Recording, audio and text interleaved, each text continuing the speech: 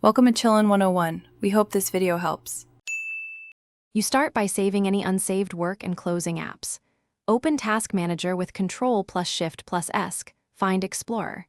EXE, end the process, then use File Run New Task Explorer. EXE to restart the shell. Next, open an elevated command prompt and run sfc/scano to repair corrupted system files. This fixes many taskbar failures. Once done, make sure Windows is up to date by checking Settings Update and Security, because pending updates can leave the taskbar unresponsive.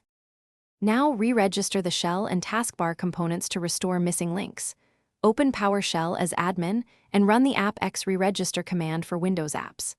If the taskbar still misbehaves, create a new local user account and sign in to determine if the problem is profile-specific.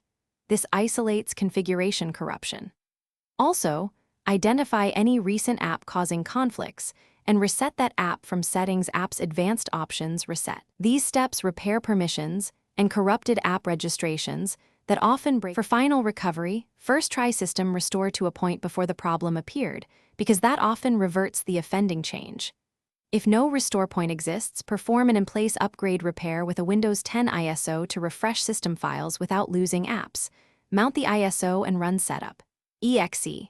If the taskbar remains non-functional, back up your data and prepare for a clean install.